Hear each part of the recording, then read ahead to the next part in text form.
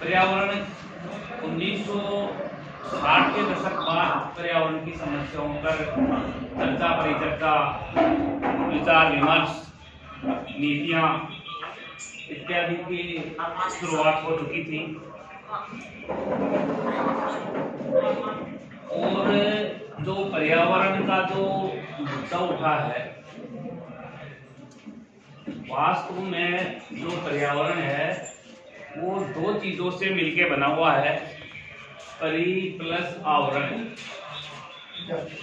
जिस परिवेश में हम मौजूद रहते हैं या मौजूद है, उसमें प्रकृति के दो प्रकार के प्रमुख रूप से तत्व होते हैं। तो भौतिक तत्व होते हैं और दूसरा होते हैं जैविक तत्व।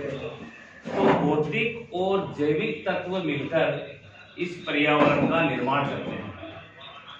मानव ने क्या किया, अपने विकास के लिए वैज्ञानिक प्रगति को बढ़ावा देते हुए इस पर्यावरण से छेड़छाड़ शुरू कर दी। तत्पश्चात पर्यावरण के भी कुछ तत्व होते हैं जिनमें बिगाड़ शुरू हो जाता है, और बिगाड़ शुरू होने पर वो सिस्टम अपना काम करना या उसमें उसके काम में अवरोध उत्पन्न हो जाता है। इस अवरोध के कारण विभिन्न समस्याएं आती है, उसको अपन देख रहे हैं। वैज्ञानिक औद्योगिक प्रगति के फलस्वरूप विभिन्न प्रकार की समस्या आई है, जैसे ग्लोबल वार्मिंग बोल सकते हैं अपन उसको, वैश्विक तापमान में वृद्धि, अम्लीय वर्षा, जल प्रदूषण, वायु प्रदूषण, ध्वनि प्रदूषण और कई प्रकार की स्थितियां इस वजह से उत्पन्न हुई है। और आज इन स्थितियों से निपटना अपनी मजबूरी हो गई है और निपटना आवश्यक भी हो गया है, क्योंकि विभिन्न प्रकार की जो ये समस्या हुई है, प्राचीन तो उसको नहीं कह सकते हैं, लेकिन प्रारंभिक जो विचारधारा थी वो ये थी कि मानव प्रकृति के साथ में मिलकर चलता था, और प्रकृति के साथ में मिलकर चलने के कारण उस प्रकार की जो विचारधारा जर्मनी में शुरू हुई थी, और उसके जो प्रवर्तक थे वो रेटजेल थे। रेटजेल का ये मानना था कि पर्यावरण के जो तत्व होते हैं और मानव उसके अधीन होकर काम करता है। और उसके जो अमेरिकी जो एक विचारक थी कुमारी एलन चर्चिल सैम्पल, तो उसकी शिक्षा थी रेटजेल की। ये इस प्रकार के जो जर्मन थॉट था वो ये था कि प्रकृति के साथ में मिलकर चलना है या मानव प्रकृति का दास है। उसके पश्चात दूसरी विचारधारा आई, फ्रांसीसी विचारधारा, जिसके प्रवर्तक थे फेब्रे, और इसने सबसे पहले संभववाद शब्द का प्रयोग किया कि मानव संभावनाओं का मानव चुन सकता है। पर्यावरण ने जो प्रदान किया है ना, उसको मानव अपने इच्छानुसार, उसकी मानव की इच्छा है कि वो उसका सेलेक्ट करे या नहीं करे। और ये जो संभववादी विचारक थे उनका यही था मानना कि पर्यावरण में आदमी बदलाव कर सकता है, उस बदलाव के फलस्वरूप ये सारी चीजें उत्पन्न हुई है। तीसरी जो विचारधारा थी वो नवनिश्चयवाद की थी, और उसके प्रबल जो समर्थक रहे हैं वो है ग्रिफिथ टेलर। उनका ये था कि पर्यावरण और पर्यावरण को मनुष्य के साथ में मिलकर चलना चाहिए। और ये विचारधारा ही आज का ये अपना मुख्य जो सब्जेक्ट है उसकी तरफ अपने को ले जा रही है कि अपने कौन सी समस्या है। अपना जो एरिया है ये वाला पाटन कस्बा है और आसपास का जो क्षेत्र है, यहाँ पर किस प्रकार की समस्याएं अपने को नजर आ रही है। अरावली का जो इतना ये माइनिंग हो रहा है उससे भी कई चीजें बर्बाद हो रही है। बायोडाइवर्सिटी, जीव जंतु, वनस्पति की कई प्रजातियां, और तो ये खत्म होती जा रही है। इसके साथ साथ पर्यावरण के प्रदूषण होने के कारण से मैं आज के मुख्य जो वक्ता है हमारे श्रीमान कैलाश जी मीणा साहब, मैं आपका बहुत बहुत आभार व्यक्त करता हूँ और बहुत बहुत आपको धन्यवाद देता हूँ कि आपने अमूल्य समय हमें प्रदान कर रहे हैं और बच्चों को इसका लाभ मिलेगा। आज के कार्यक्रम की जो अध्यक्षता कर रहे हैं माननीय प्राचार्य श्रीमान सुरेंद्र सिंह जी यादव साहब, जिनकी प्रेरणा से हम इस कार्यक्रम का वो हमने स्थापना की, कार्यक्रम को बनाने का हमने तैयार किया है।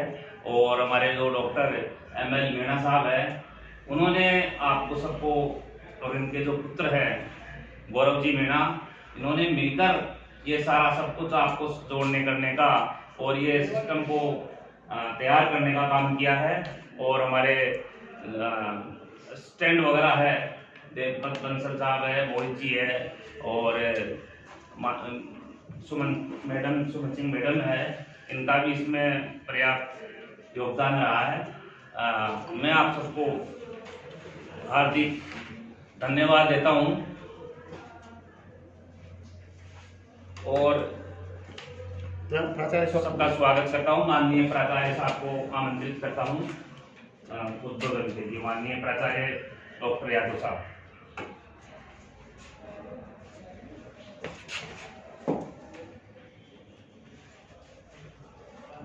राजकीय महाविद्यालय पाटन के इस आनंदम कार्यक्रम में वेबिनार आयोजित किया जा रहा है। मैं सभी प्रतिभागियों का तहे दिल से इस वेबिनार में स्वागत करता हूँ। राजकीय महाविद्यालय की इस आनंदम कार्यक्रम में, जो कि राज्य सरकार द्वारा उच्च शिक्षा में विद्यार्थी हैं, उनके इस तरह का एक प्रोग्राम है जो पाठ्येतर है। इसमें विद्यार्थी कार्यक्रम आयोजित करते हैं और पार्टिसिपेट करते हैं। बहुत ही महत्वपूर्ण कार्यक्रम है। आज राजकीय महाविद्यालय पाटन का सौभाग्य है कि एक विस्तृत वेबिनार के माध्यम से बहुत ही महत्वपूर्ण, जो पूरी दुनिया के लिए महत्वपूर्ण विषय है, पर्यावरण संरक्षण, वर्तमान चुनौतियां और उनके समाधान, इस विषय को चुना। इस विषय पर आज हमारे इस महाविद्यालय में विशेष रूप से सामाजिक कार्यकर्ता और पर्यावरणविद श्री कैलाश जी मीणा साहब, जो कि बहुत ही इस क्षेत्र में बहुत कार्य कर चुके हैं, बहुत ही विख्यात हैं। आज हम हृदय से उन्हें धन्यवाद देते हैं कि आज हमारे विद्यार्थियों को पर्यावरण की संरक्षण और आज आने वाली जो वर्तमान की जो चुनौतियां हैं, उनके ऊपर विस्तार से बताएंगे। और निश्चित रूप से हम जब देखते हैं कि आज जल में, थल में, वायु में, सब जगह प्रदूषण का ज्यादा वातावरण बना हुआ है और पूरी मानवता के लिए एक बड़ा संकट पैदा हो चुका है कि किसी के कहने से हम अपनी इस धरा को, अपनी इस पृथ्वी को बचाएं, कैसे भी बचाएं। और मानव होने के नाते, इस धरती के वासी होने के नाते हमारा ये परम कर्तव्य है। किसी भी तरह से जो ये संकट आया हुआ है, छाया हुआ है विश्व में, तो हम उन चुनौतियों का सामना करते हुए एक छोटे छोटे प्रयास के साथ, ऐसे अलग प्रयास के माध्यम से पूरी मानव संस्कृति को, पूरी मानवता को, पूरी प्रकृति को हम बचाने में अपना बहुत योगदान दें। और हम जो राजकीय महाविद्यालय पाटन के विद्यार्थी और मेरे जो साथीगण हैं, विशेष रूप से इसमें डॉक्टर मदन लाल मीणा जी, डॉक्टर योगेश कुमार सरल जी, डॉक्टर सुमन जी, साथ ही हमारे जो टीम से जुड़े हुए श्री देवपत बंसल जी, बड़ेवाल जी, और विशेष रूप से हमारे डॉक्टर मदन लाल मीणा जो टेक्निकल रूप से तकनीकी सहयोग कर रहे हैं, गौरव कर उनमें बहुत आपका व्यक्त करता हूँ। और निश्चित रूप से ये जो वेबिनार है, ये पर्यावरण की उन बिंदुओं को छुएंगे, जी हमें उनके बारे में बताएंगे, ताकि हम अपना अलग प्रयास मानवता को, प्रकृति को, इस तरह को बचाने में एक पूर्ण योगदान दें। हमारा यह प्रयास है और मुझे पूरी उम्मीद है कि हम छोटे छोटे प्रयासों के माध्यम से पर्यावरण का संरक्षण कर पाएंगे और आने वाली जो आसन जो संकट है, चुनौतियां हैं, उनका समाधान करेंगे। निश्चित रूप से मैं अपनी टीम को एक बार मैं धन्यवाद देता हूँ और साथ ही ये जो पार्टिसिपेंट्स हैं वे कोशिश ये की है कि हमारे महाविद्यालय की विद्यार्थियों के साथ साथ जो हमारे निकट महाविद्यालय की जो छात्र छात्राएं हैं वो भी इस हमारे एक छोटा सा जो हमारा वेबिनार के माध्यम से पर्यावरण को बचाने का प्रयास है उससे जुड़े हुए हैं। हम उनका महाविद्यालय परिवार उनका भी तहे दिल से स्वागत करता है इस वेबिनार में और बहुत बहुत शुभकामनाओं के साथ मैं इस वेबिनार के शुभारंभ की घोषणा करता हूँ। आपका बहुत बहुत पुनः धन्यवाद। कार्यक्रम की संक्षिप्त जानकारी के लिए और हमारे जो आज के मुख्य वक्ता हैं इनके परिचय के लिए, हालांकि परिचय कोई मोहताज नहीं है, स्थानीय निवासी है, सामाजिक कार्यकर्ता है, कई विचारधाराओं से ताल्लुकात रखते हैं। मैं आमंत्रित करता हूं आज के कार्यक्रम के इस परिचय के लिए और अपने मुख्य वक्ता के परिचय के लिए माननीय मदन लाल जी मीणा साहब। धन्यवाद सबल जी। सभी को मेरा नमस्कार। प्राचार्य साहब ने अभी आपको आज के इस कार्यक्रम की रूपरेखा के बारे में बताया। आज इस कार्यक्रम में जो हमारे बीच में मुख्य वक्ता के रूप में आमंत्रित हैं श्री कैलाश जी मीणा भराला। कैलाश जी छोटे से गांव के रहने वाले हैं, हमारे क्षेत्र में भराला के, लेकिन पिछले 30 सालों से पर्यावरण संरक्षण को लेकर आंदोलनरत हैं, संघर्षरत हैं और इस संघर्ष में बहुत सारी चुनौतियों का आपको सामना करना पड़ा। कई बार आप पे हमले भी हुए इन बातों को लेके, क्योंकि आप देखते हैं ज़्यादातर बच्चे इसी इलाके के हैं। हम जिस क्षेत्र में रह रहे हैं वो प्राकृतिक संपदा की दृष्टि से सबसे महत्वपूर्ण है। अरावली का ये जो बेल्ट जो है ये प्राकृतिक संपदाओं के लिए बहुत समृद्ध है, क्योंकि विश्व की प्राचीनतम श्रृंखला है अपने आप में, और विशेषकर निमकाथाना, कोटपुतली, उदयपुरवाटी और खेतड़ी, ये जो 3 जिलों की जो 4 तहसीलें हैं, यहाँ आप देखते हैं कि दुनिया भर की तो खदानें हैं और इन खदानों के आसपास हमारी बस्तियां हैं। हम लोग एक भय के वातावरण में जिए, उसके साथ में बहुत सारी बीमारियां आ रही। मैं उनकी चर्चा नहीं करूंगा, यहाँ पे कैलाश जी करेंगे उनकी चर्चा। उन्हीं को लेकर पिछले 30 साल से आपने जो है जन जागरण का एक अभियान छेड़ रखा है और आज इस आनंदम के कार्यक्रम में आपका हार्दिक स्वागत है, अभिनंदन है।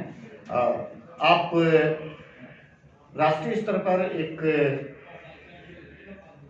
राष्ट्रीय समन्वय आंदोलन है, उसके समन्वयक हैं और उसके साथ में ही people's union for civil liberty नामक एक अंतर्राष्ट्रीय संगठन है जिसके आप संगठन मंत्री हैं और केवल निमकाथाना क्षेत्र में काम नहीं करते हैं, राष्ट्रीय स्तर पे काम करते हैं। और आज इसीलिए हमने एक ये जो टॉपिक चुना, पर्यावरण संरक्षण की वर्तमान में चुनौतियां और उन चुनौतियों का क्या समाधान हो सकता है, किस प्रकार उनसे बचा जा सकता है, उसके लिए मैं आमंत्रित करता हूं माननीय कैलाश जी को।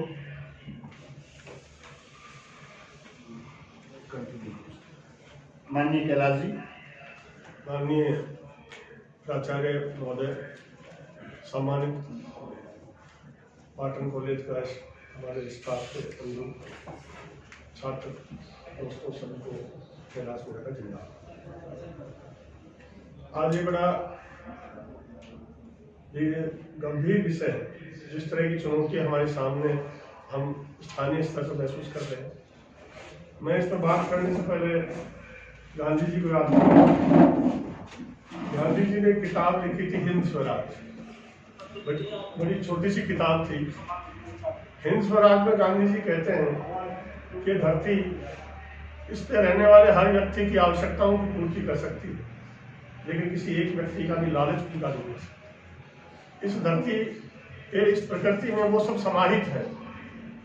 इसके ऊपर जीवन यापन करने वाले हर जीव की वो जरूरतों का तो ख्याल रख सकती है, लेकिन लालच किसी एक का नहीं।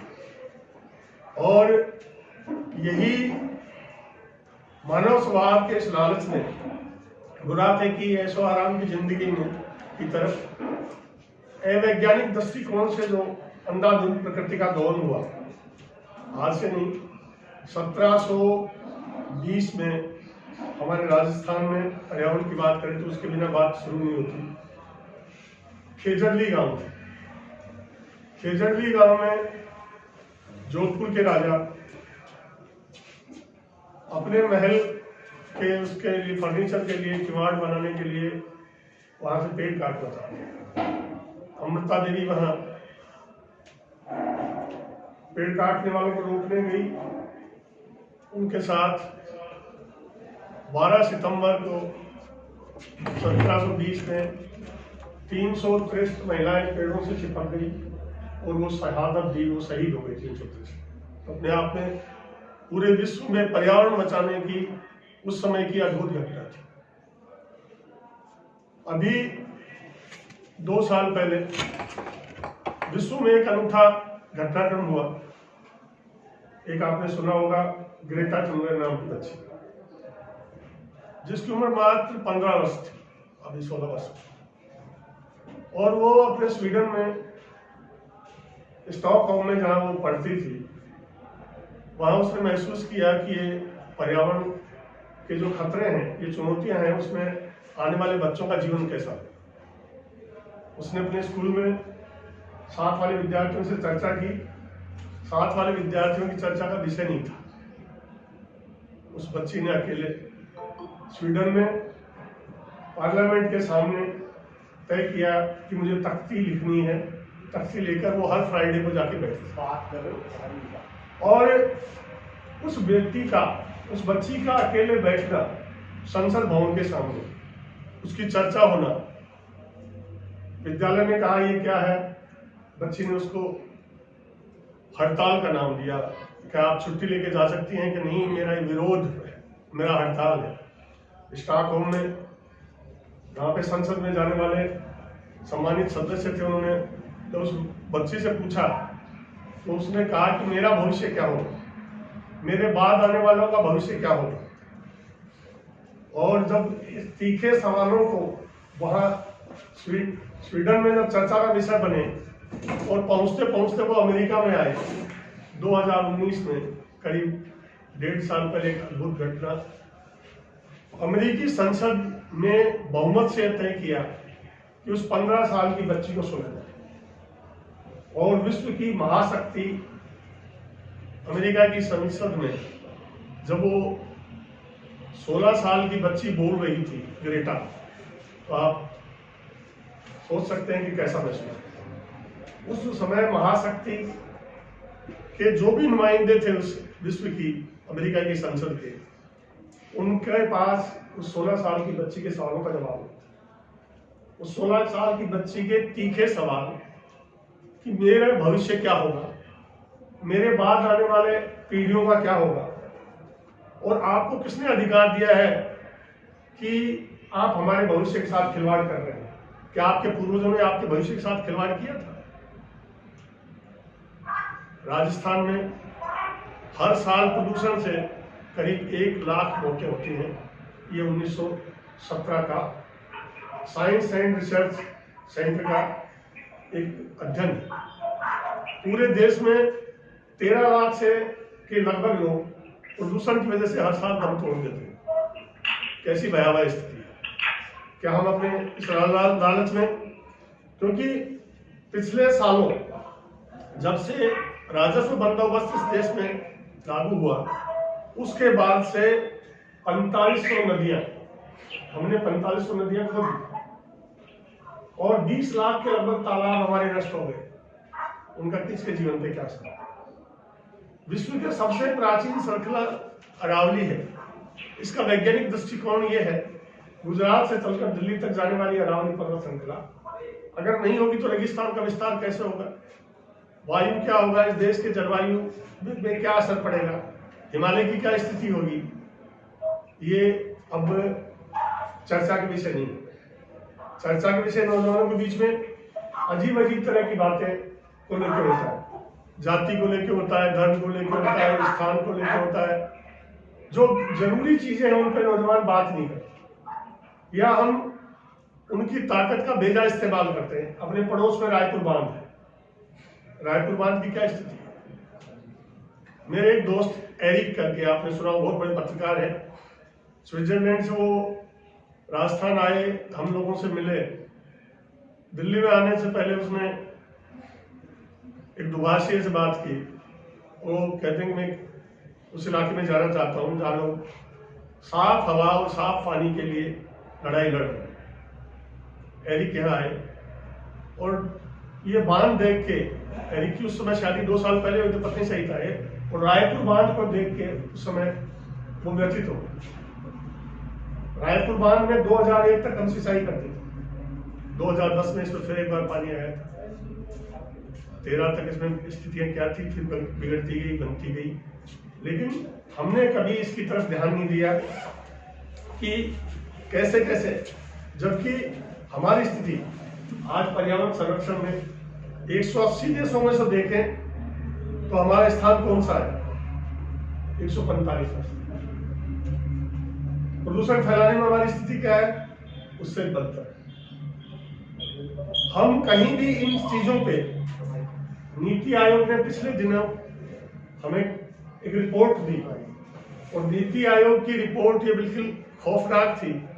नीति आयोग ने कहा कि हम आने वाले 2030 तक अगर नहीं हमने कोई उपाय किया तो हम हिंदुस्तान की 40% आबादी को हम पानी पिला नहीं पाएंगे। खेती और ये तो दूर की चीजें हैं, जब तमाम शोध और अनुसंधान, आप 13 लाख लोगों की मौत के बारे में सोचें कि एक साल में जिस वजह से, हमारे तरीकों की वजह से, रोजगार के तर्क के आधार पे हम जिस ढंग से प्रकृति से खिलवाड़ कर रहे हैं, हमें रोजगार के तरीकों पे सोचना है। अभी पिछले साल दिल्ली में पर्यावरण को लेके पराली जलाने के नाम पे जो कुछ हुआ, हमारे देश की सबसे बड़ी अदालत ने कहा कि ये प्रदूषण बड़ा भयावह है, और सुप्रीम कोर्ट के जज थे, उन्होंने कहा कि अगर नहीं रोक सकते तो इस पर 15 किलो विस्फोटक ला के दिल्ली को डालो। इस देश में, इस देश के संविधान में हम सबको अपना जीवन जीने की गारंटी दी।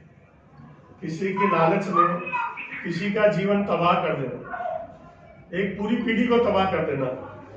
आपने सिलिकोसिस का नाम सुना, बहुत बड़ी चुनौती, एक जानलेवा बीमारी है जो पत्थर के छोटे छोटे कण सांस के माध्यम से हमारे फेफड़े में जमा होते हैं, उससे ये बीमारी होती है।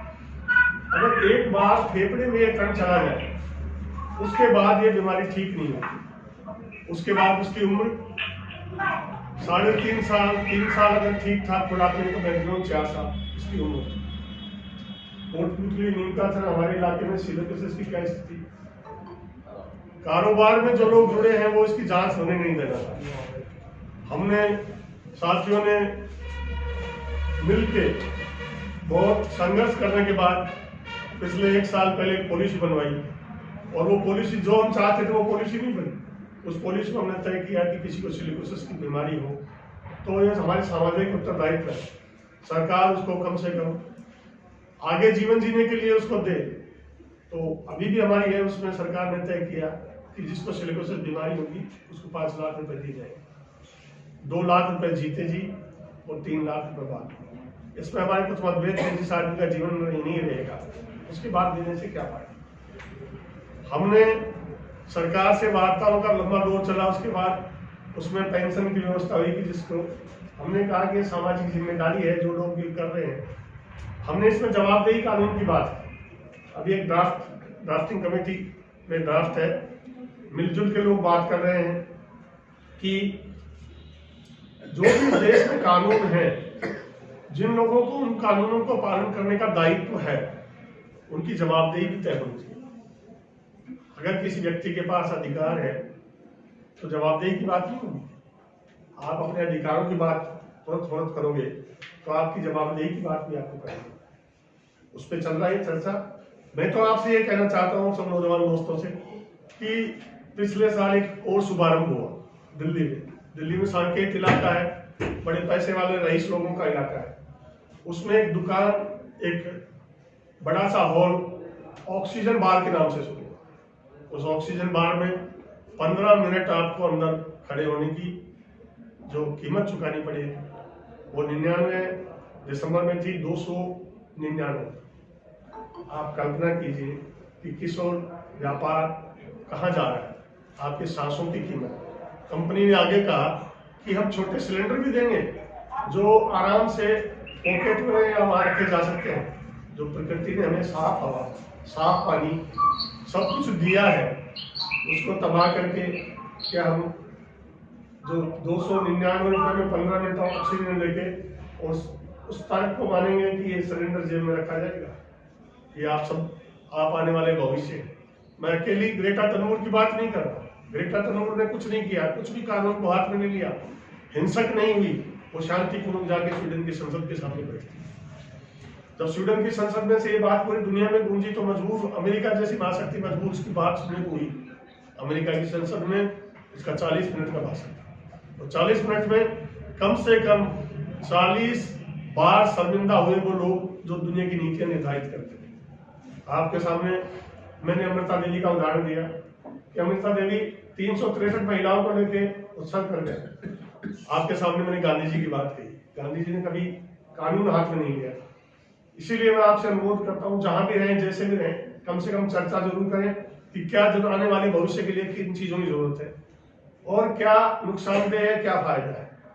अब ये आंकड़ा 13 लाख से ऊपर, क्योंकि मेरे पास जो आंकड़े मौजूद हैं वो 2017 के। 2017 में 13 लाख में से 1 लाख लोग राजस्थान के अगर इस प्रदूषण की वजह से हाथ धो बैठे। आंकड़े ये भी कहते हैं कि जो औसत उम्र है उसमें दिल्ली में 10 साल और हमारे इलाके में 7 साल लोगों के घट रहे हैं। लेकिन मैं इससे सहमत नहीं हूँ, 7 साल से भी ज्यादा है। क्योंकि पिछले साल हम लोगों ने जयपुर में एक जन सुनवाई की थी। जिन लोगों की सांस लेने में दिक्कत हो तो आश्चर्य होगा कि पाली जिले के 4 भाई आए थे। उनसे आंख मिलाना बड़ा मुश्किल था। उन चारों भाइयों को सिलिकोसिस था। ये दूसरी पीढ़ी थी।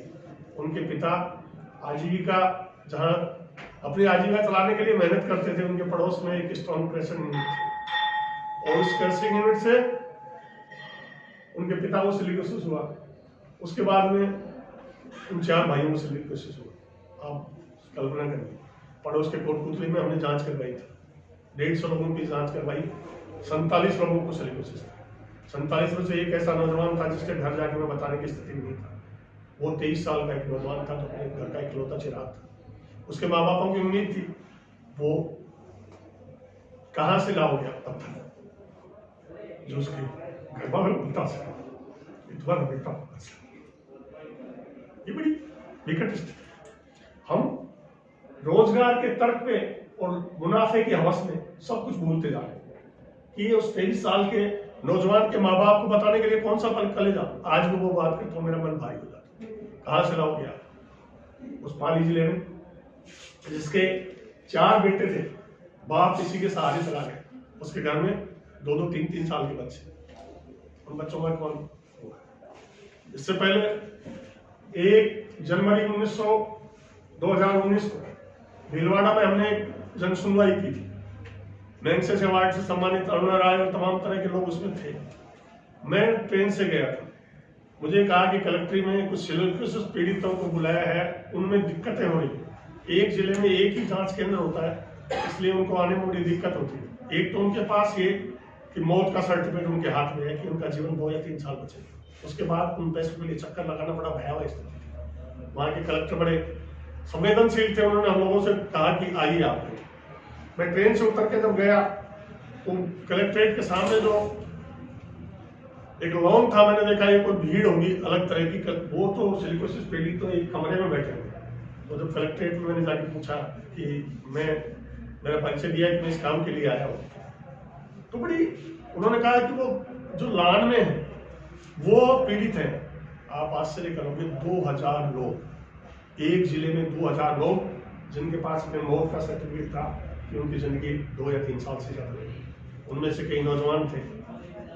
तो आप देखिए कि किस तरह की परिस्थिति। कलेक्टर वो अपना ऑफिस छोड़ के लॉन में हमारे साथ आके बैठे, तय हुआ, पूरे अपने अमले को बिठा के तय किया कि जो भी कागजात की जरूरतें हैं वो पेंशन की और ये सब शुरू हो।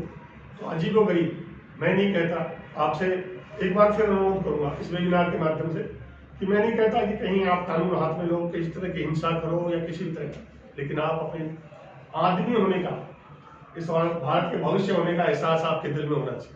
कहीं ना कहीं जहाँ भी बैठे बात करें, अगर कोई साथी, कोई दोस्त, कोई मिलने वाला अगर इस पर्यावरण संरक्षण को प्रोत्साहित करता है तो आप उसका हौसला बढ़ाइए कि हाँ, हम सब मिलकर छोटी छोटी चीजें शुरू करते हैं। कहीं कोई पेड़ काट रहा हो तो उससे कहिए कि आप पेड़ की टहनियां, एक पेड़ को काटने से जो पेड़ व्यक्ति को, उसके मालिक को देता है, अगर उसकी टहनियां काटेंगे तो 3 साल में वो हमारे खेजड़ी का पेड़ होता है, खेजड़ी की डाली अगर छानोगे, बकरियों के काम लोगे, लूम काम लेंगे तो 3 साल की लूम उसकी टहनियां उसको पूरे पेड़ को काटने के बराबर है। एक वो पुरानी कहावत सुनी होगी, एक कहानी, एक आदमी के पास सोने के मुंड और अंडे देने वाली मुर्गी थी। वो रोज उसको अंडा देती थी। एक बार पड़ोसी ने कहा कि रोज रोज का इसका चक्कर, इंतजार छोड़, इस मुर्गी को काट ले, एक दिन सारे अंडे निकल जाए, उसका स्थायी लोग खत्म हो गया। ये पर्यावरण, ये नदी, ये नाले, ये जल, ये सब, ये पेड़ पौधे, ये हमारे सोने के अंडे देने वाली मुर्गी है। एक दिन में भी इनको खत्म कर सकते हैं और धीरे धीरे निकल सकते हैं। तर्क आपके सामने देंगे, रोजगार के नाम की कैसी स्थितियां हैं, या कानून व्यवस्था की स्थिति क्या है, हमारे नौजवानों को बहका के आप ही के ऊपर जिस तरह का यहाँ पे वातावरण बनाया जा रहा है, हमें उसका भी विरोध करना चाहिए। बातें बहुत सी हैं, समय थोड़ा वो है, मैं इसलिए आपसे पुनः एक बार ये कह के बात खत्म करना चाहूंगा कि हम सबको जिस ढंग से ये रोजगार और मुनाफे के तर्क पे बात करते हैं, वहाँ हमें हमारे भविष्य के लिए आने वाली ये पीढ़ी कोई अंतिम पीढ़ी नहीं, कि अंतिम पीढ़ी ये है, इसके बाद वाली पीढ़ियां नहीं रहेंगी। मैं दूसरी बार जिक्र कर चुका ग्रेटा का। मैं सैल्यूट करता हूँ उस बच्ची को, 16 साल की बच्ची को, जिसने पूरे विश्व में पिछले वर्ष आपने सुना होगा कि person of the year Greta में चुना गया था। आप गूगल पे अनेक चीजें सर्च करते हैं, कभी एक बार ग्रेटा के जीवन को भी समझ के देखिए। आप जीवन में गूगल पहले अनेक चीजें सर्च करते हैं, कभी खेजड़ी को सर्च करके देखिए, आपको समझ में आएगा कि उस समय, उस जमाने में 1720 में महिलाओं की क्या स्थिति थी और महिलाओं ने पेड़ों को बचाने के लिए किस तरह से उत्सर्ग दिया। सुंदरलाल बहुगुणा एक बार हमारे आंदोलन में आए थे, चिपको आंदोलन के बहुत मशहूर बुजुर्ग स्वतंत्रता सेनानी। तो हमने उनका आभार व्यक्त करना चाहा। उन्होंने कहा कि राजस्थान तो तीर्थ है, यहाँ लोगों ने इस पर्यावरण को बचाने के लिए अपनी जानें उस जमाने में दी थी, तो खेजड़ी ये तो हमारे लिए तीर्थ है। ये समय बदलेगा, लोग सोचेंगे। मुनाफा सबको होना चाहिए, लेकिन किसी के जीवन की कीमत पे नहीं। किसी के जीवन को नुकसान पहुंचा के अगर हम मुनाफा कमाते हैं तो मुनाफा नहीं, वो अपराध है। आप देखिए किस ओर आपको मार्केटिंग ले जा रही है। मैंने जिक्र किया सांकेत, दिल्ली के सांकेत की उस बिजनेस मॉल का, जो बिजनेस मॉल कहता है कि आप 15 मिनट हमारे अंदर बैठिए और आपको 299 रुपये में दिन भर का ऑक्सीजन देंगे। उसकी बाद में कीमत क्या होगी, पानी की धीरे धीरे हालत क्या होगी। कोई सफर करता है, अगर 3 बच्चे साथ में हैं, 2 बच्चे साथ में हैं, और पानी की बोतल अगर आपके पास है तो उसके पास बस का किराया, रेल का किराया तो देने के लिए है, लेकिन पानी का बोतल चुकाने के लिए उसके पास पैसा नहीं होता। कई बार आपने पिछले दिनों सुना, लॉकडाउन हुआ, लोग अपने घर लौट रहे थे, उसमें प्यास से कितने लोग मरे थे, ट्रेनों में प्यास से कितने लोगों की जान चली गई थी। और जो हमारा नीति आयोग जिस ओर इशारा कर रहा है कि 2030 में हम 40% लोगों को पानी नहीं पिला पाएंगे, तो हमारी खाद्य जरूरतें कहाँ से पूरी। हम पूरे देश में 180 देशों की जो श्रृंखला है, हंगर इंडेक्स, भूख के सूचकांक में हम 94 नंबर पे, बांग्लादेश से भी पीछे। तो ये भूख, ये सब इनका कहीं समाधान है तो इस पर्यावरण के है, पर्यावरण संरक्षण में है। पर्यावरण बचेगा धीरे धीरे। जिन जिन लोगों ने जहाँ सोचा, पड़ोस के अलवर में जो सूखी हुई नदी थी वो फिर चलने लगी, वहाँ के लोगों ने सोचा कि हमें इसमें, अगर आप अपने अपने गाँव में, अपने अपने मोहल्ले में एक एक पेड़, एक एक छोटी छोटी नाली, इसके बारे में सोचोगे तो पानी को बचाने की सोचोगे, इस हवा में प्रदूषण को रोकने के लिए सोचोगे तो आने वाली पीढ़ियों के लिए, अपने भविष्य के लिए बहुत बड़ा योगदान देंगे। इस महाविद्यालय परिवार ने मुझे आपके बीच में बुलाया। आप व्यक्तिगत रूप से भी कभी मुझसे बात करना चाहिए इस संदर्भ में तो निसंकोच आप मुझसे बात कर सकते हैं। इस महाविद्यालय परिवार का, मदन लाल जी का, आप सबका बहुत बहुत आभारी हूँ कि आपके बीच में मुझे बात करने का मौका दिया। धन्यवाद। जय हिंद, जय भारत।